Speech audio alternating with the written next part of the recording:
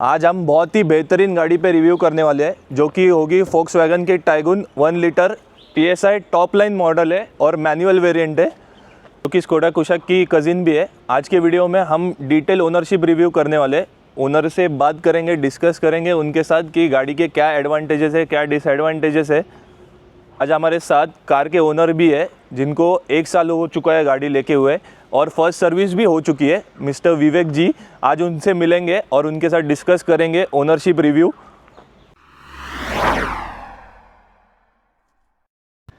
आइए मिलते हैं विवेक जी से। हाय विवेक जी। हाय। हमारे चैनल पे आपका स्वागत है। सो विवेक जी, 1 साल हुए आपको ये गाड़ी यूज़ करते हुए, क्या एक्सपीरियंस रहा है आपका, क्या फील आया 1 साल में? अब तो ऑडियंस जानना चाहती है तो आप उन्हें बताइए थोड़ा। ओके, तो जो बचपन से ही सपना था मेरा कि एक जर्मन कार को ओन करना, जो मुझे एक ड्रीम कार अपना जो होता है, परफेक्ट कार जो होती है, वो पूरा पैकेज मुझे एक ही गाड़ी में मिल गया। तो इसके लिए मैं थोड़ा इसमें बहुत सेटिस्फाइड हुआ ये चीज़ से। सो विवेक जी, ये सेगमेंट में जैसे ये मिड साइज एसयूवी है, ये सेगमेंट में किया भी आती है, सोनेट आती है, सेल्टोस आती है, टाटा नेक्सॉन आती है, टाइगुन ही क्यों आपने चूज़ किया? सबसे पहली बात तो मैं फैमिली कार देख रहा था। अभी फैमिली के लिए देख रहा हूँ तो मेरा सबसे पहला प्रेफरेंस था कि सेफ्टी होनी चाहिए। अभी इंडिया में 5 स्टार रेटिंग के साथ सिर्फ 3 ही कंपनियाँ हैं जो गाड़ी बनाती है। टाटा, एक तो फोक्सवैगन और इसकी सिस्टर कंपनी वो है स्कोडा। टाटा में नहीं जाने का मेरा सबसे बड़ा रीज़न था उसका फिट एंड फिनिश। उसकी quality is not up to the mark. अगर सीधी बात है, अगर मैं इतने पैसे पे कर रहा हूँ कोई चीज़ के लिए तो वो मैं क्वालिटी भी एक्सपेक्ट करता हूँ जो मुझे नहीं मिली। इसलिए मैं टाटा को थोड़ा बैक फुट पे रखा था। सेकेंड, फोक्सवैगन लो या स्कोडा लो, both are like sister company. Yes, 19-20 का ही फ़र्क है। तो आपको वो अभी पर्सनल प्रेफरेंस पे आ जाता है, फिर वापस आपको कौन सी अच्छी लगती है, ड्राइविंग एक्सपीरियंस तो हम आगे बात करेंगे।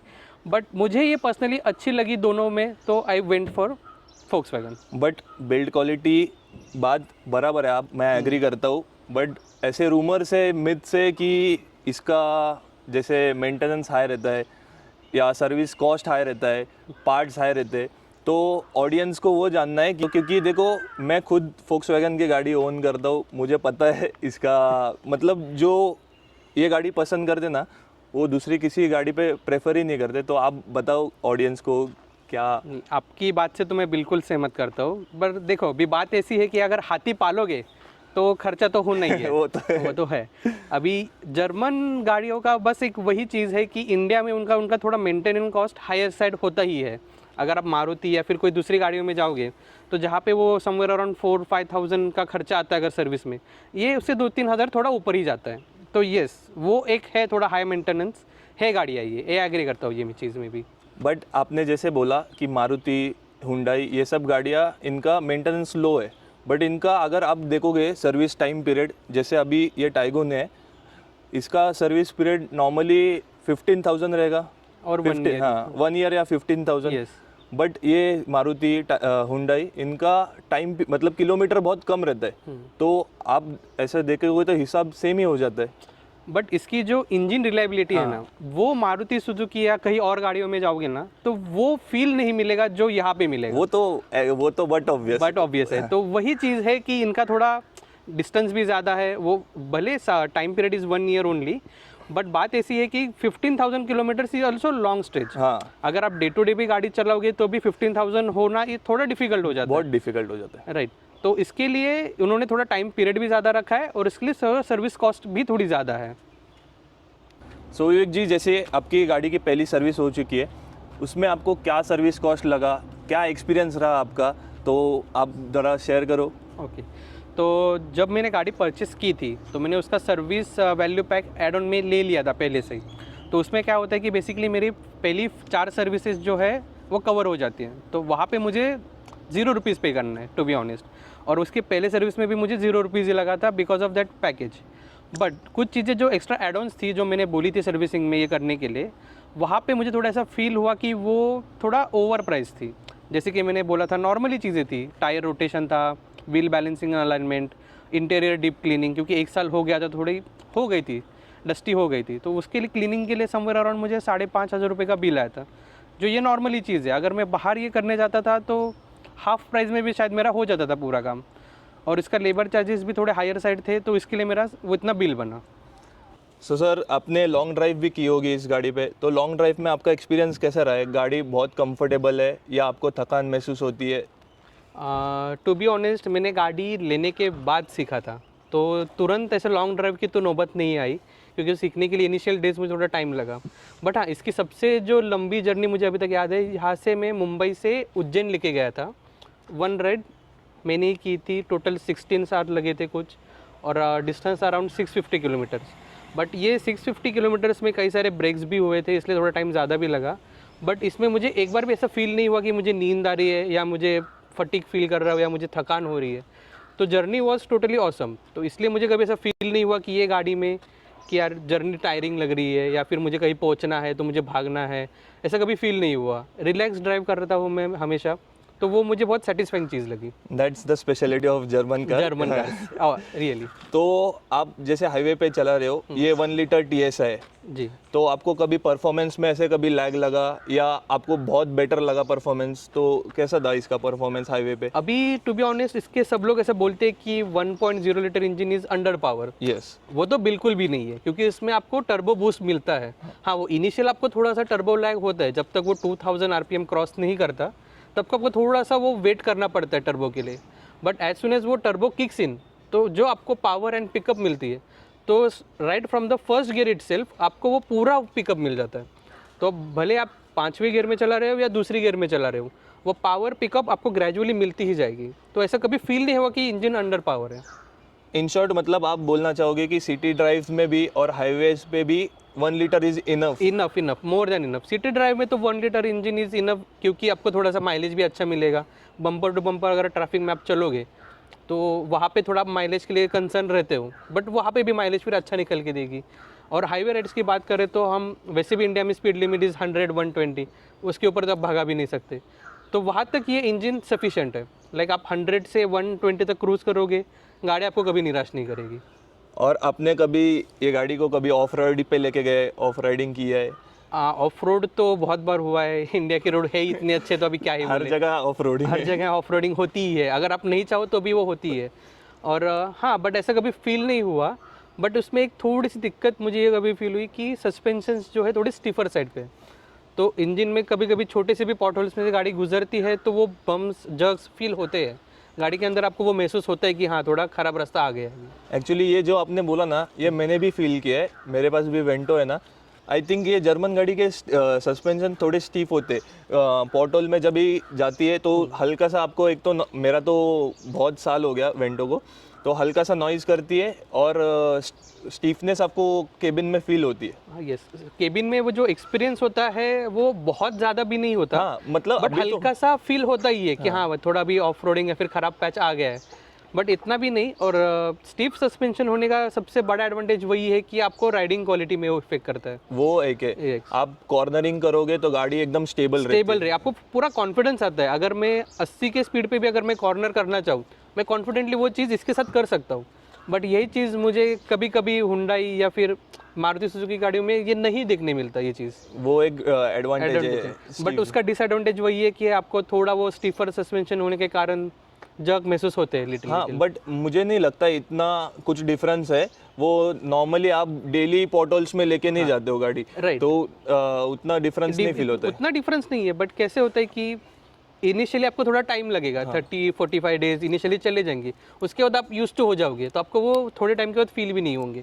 इट्स जस्ट लाइक कि आपको थोड़ा यूज टू होने में टाइम जाएगा उसके साथ। It's just a small thing. Small thing, हाँ। और वो ऐसा अंडरस्टैंडेबल है कि हाँ ठीक है, इसके ये टाइम के बाद आपको ऐसा फील भी नहीं होगा। फील भी नहीं होगा आप अगर डेली राइड करोगे। डेली राइड करोगे तो। अभी सबसे मेन इंपॉर्टेंट क्वेश्चन जो हर इंडियन बायर्स का होता है कि फ्यूल इकोनॉमी। तो फ्यूल इकोनॉमी के बारे में आप क्या बोलना चाहोगे? देखो, माइलेज के लिए तो मैं सीधी बात इतना नहीं सोचता हूँ, क्योंकि मेरा सबसे प्रायोरिटी था सेफ्टी, उस पर हम बाद में आएंगे। बट हाँ, अगर मैं सिटी में चलता हूँ बम्पर टू बम्पर ट्रैफिक में, तो समवेयर अराउंड 10 से 12, कभी कभी 15 तक भी मुझे माइलेज दे देती है। अगर वही चीज़ मैं हाईवे पे क्रूज़ करता हूँ, इजीली क्रूज़ करता हूँ अगर 80, 100, 120 तक, तो मुझे इसने 19 तक का भी माइलेज दिया है, जो कंपनी क्लेम भी करती है। तो ऐसा नहीं कि कंपनी क्लेम और इसमें एक्चुअल डिफरेंस है। ये हाँ, गाड़ी 19 तक भी एवरेज देती है, बट आपको वो स्पीड से कंटिन्यूसली रन करना पड़ेगा, या फिर आपको क्रूज़ कंट्रोल ज़्यादा इस्तेमाल करना पड़ेगा वो केस में। अगर आप माइलेज कंसर्न हटा दोगे तो फिर गाड़ी आप जैसे भागोगे वैसे आपको माइलेज मिलेगा, और वो पूरा ड्राइविंग पे आपके डिपेंड करता है। बट जैसे आप बोल रहे हो 19 का 1 लीटर TSI में 19 इज मतलब great thing. Yes yes obviously, क्योंकि और क्या एक्सपेक्ट कर सकते हो आप मतलब 1 लीटर इंजन इज वही मेरे लेने का वही रीज़न वही था कि मैं थोड़ा माइलेज को लेकर कंसर्न भी था। सेफ्टी भी चाहिए, बट ऐसा नहीं कि मैं पूरा माइलेज पे कॉम्प्रोमाइज़ कर दूँ। तो मुझे थोड़ा वो बैलेंस चाहिए था कि माइलेज भी मिले और सेफ्टी भी मिले। तो वो केस में मुझे ये 18 तक का हाईवे पे एवरेज निकाल के दे दिया, तो मैं उसमें भी खुश हूँ। और 5 स्टार तो है गाड़ी, तो और क्या ही चाहिए आपको। जैसे आपने सेफ्टी की बात की, तो सेफ्टी फीचर्स में मुझे तो पता ही है कि ये ग्लोबल एनकैप रेटिंग में 5 स्टार आती है, तो उसके बारे में और आप क्या बोलना चाहोगे?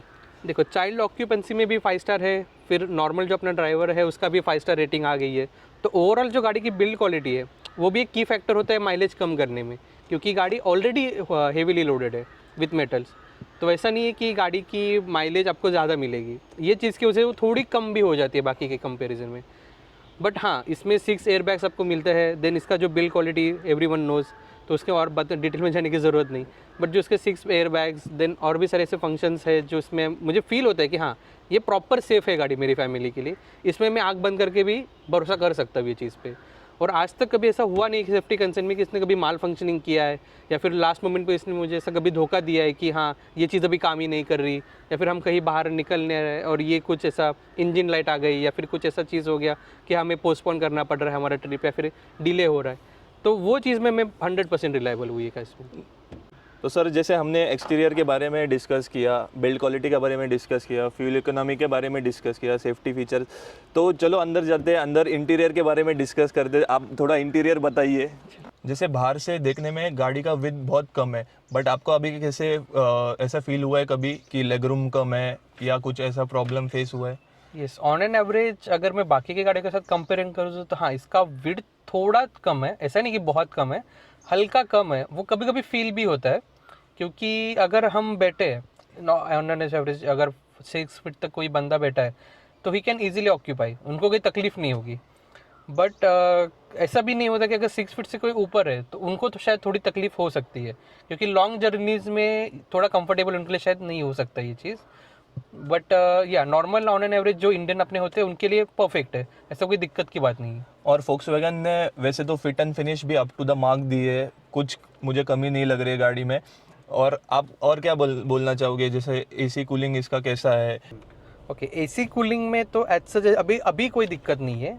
बट जब भी फर्स्ट जनरल चेकअप होता है आफ्टर 500 किलोमीटर्स, तो वहाँ उसके बाद एक उनका कैंपेन आया था। तो कैंपेन में उन्होंने गाड़ी रिटर्न बुलाई थी सर्विस सेंटर में, और उन्होंने कुछ सॉफ्टवेयर अपडेट किया था। तो उसके थ्रू जो अगर एसी की सर्विस प्रॉब्लम आती थी तो वो उन्होंने वो कवर की थी। तो इनिशियली हाँ, इसमें प्रॉब्लम थी, बट वो प्रॉब्लम मुझे फेस नहीं हुई। जब तक मुझे फेस होती थी तब तक उनका वो कैंपेन लॉन्च होके उन्होंने वो प्रॉब्लम सॉल्व कर दिया था। तो मुझे तो कोई अभी तक दिक्कत फेस नहीं हुई एसी की तरफ से। और बात रही फिट एंड फिनिश की, तो क्या ही बोले, मैं तो बहुत ही मतलब फोक्सवैगन है, क्या ही बोले। और तो मैंने अभी नोटिस किया इसमें वेंटिलेटेड सीट्स भी दिए VW ने। जी हाँ, ये वेंटिलेटेड सीट से ड्राइवर और को पैसेंजर दोनों के लिए एप्लीकेबल है। बट अभी जो हम रीजन से बिलोंग करते हैं, टू बी ऑनेस्ट वहाँ पे ये मस्ट हैव फीचर है, क्योंकि गर्मी यहाँ पे इतनी होती है कि आपको थोड़ा मतलब अगर पसीने की दिक्कत होगी तो वहाँ पे ये मस्ट हैव फीचर है आप, और ये होना ही चाहिए गाड़ी में। सरप्राइजिंग था मेरे लिए। मुझे ऐसा लगा था ये फीचर सिर्फ पसाट और जेटा जो टॉप मॉडल्स रहते हैं VW की, उनमें ही ये फीचर्स देते, बट ये सरप्राइजिंग है, टाइगुन में भी दिया है उन्होंने। जी, अभी ये टॉप मॉडल होने के कारण इसमें अवेलेबल है। अगर आप इसके नीचे कोई भी मॉडल में जाते हो, नीचे वाले मॉडल्स में ये चीज़ अवेलेबल नहीं है। अच्छा, तो मेरा टॉप लाइन लेने का थोड़ा एक प्रेफरेंस भी वही था कि इसमें वेंटिलेटेड सीट्स है। और ये एयर केयर मैं नोटिस कर रहा हूँ, ये क्या है? ये एक्चुअली प्यूरीफायर है, एयर प्यूरीफायर। जैसे आपको शॉक लगा जान के कि इसमें वेंटिलेटेड सीट्स है, सेम डिलीवरी के टाइम मुझे भी शॉक लगा था कि ये एयर प्यूरीफायर है। ये सेम क्वेश्चन मैंने भी जो डिलीवरी एग्जीक्यूटिव से पूछा था। तो इसमें इनबिल्ट एयर प्यूरीफायर आता है जो मस्ट हैव फीचर है अभी, जैसा पॉल्यूशन है। तो ये अच्छा लगा मुझे जान के कि हाँ, ये मुझे कुछ एक्सटर्नल करने की जरूरत नहीं पड़ी। अच्छा, इसका यही रीजन है मैं अभी अपन केबिन में बैठे तो एकदम स्मेल बहुत अच्छा आ रहा है। जी जी, और ये अभी जैसे मेरे कंटिन्यूस रनिंग रहती है गाड़ी, तो ये ऑटोमेटिकली जैसे गाड़ी स्टार्ट होती है वैसे ऑन हो जाता है। तो ये गाड़ी का जो एयर सर्कुलेशन है ये पूरा हैंडल कर लेता है। तो मुझे इसमें ऐसा कोई अभी तक कोई दिक्कत भी नहीं आई, और मुझे अच्छा लगता है कि हाँ भाई, जैसे गाड़ी चालू करूँ मैं अच्छी हवा ब्रीदिंग कर रहा हूँ। तो इंफोटेनमेंट के बारे में क्या बताना चाहोगे, इसके स्पीकर्स कैसे हैं? क्योंकि यूजुअली हम कभी सोलो ड्राइव करते तो कभी कभी होता है कि म्यूज़िक प्ले करे या मतलब अच्छा केबिन में एक वाइब हो, तो उसके बारे में क्या बोलना चाहोगे? इसके स्पीकर्स के लिए मैं सेपरेट नहीं बोलना चाहूँगा, क्योंकि इसके जो स्पीकर्स आते हैं JBL इन्फिनिटी, वो इतने अच्छे हैं कि कभी मैं ऐसा बोर ही नहीं होता गाड़ी में। कोई भी ऐसा गाना लगा के छोड़ दो, भले वो गाना हमारे पसंद का नहीं है, बस जिस तरीके से वो क्वालिटी के साथ जो बजता है वो फील आ जाता है कि it's not about the song, it's about the how वीट सॉन्ग प्लेज। तो वो वैसा हो जाता है कि इसके स्पीकर्स तो बहुत ही अच्छे हैं और आपको इससे कोई भी शिकायत नहीं होगी कभी भी। आप खुद ही सुन लीजिए और आपको बताइए कैसा लगता है।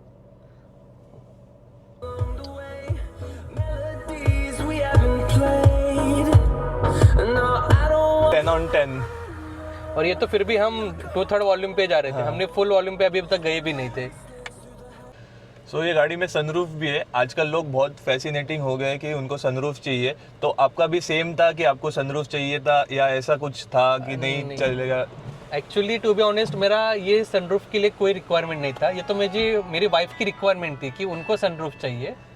बट ठीक है, अभी दे रहे टॉप लाइन में तो अच्छी बात है, बट आई विश कि अगर ये थोड़ा बड़ा होता तो और मज़ा आता।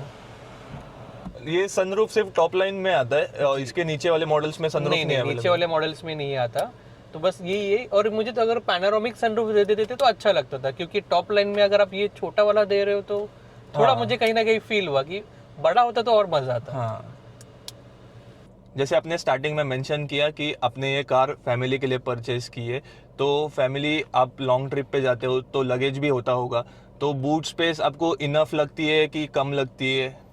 चलो फिर बूट में जाके आपको मैं दिखा देता हूँ। चलो देख।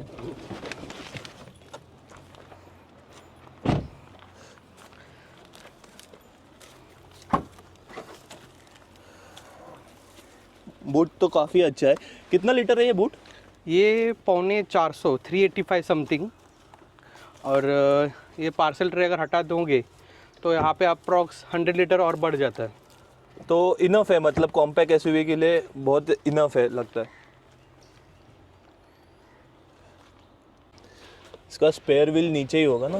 जी, ये 1 इंच छोटा है और अपना नॉर्मल व्हील है, ये अलॉय व्हील नहीं है। हाँ, वही दिख रहा है, एलॉय व्हील्स नहीं दिया है इसमें। इसका क्या रीज़न है?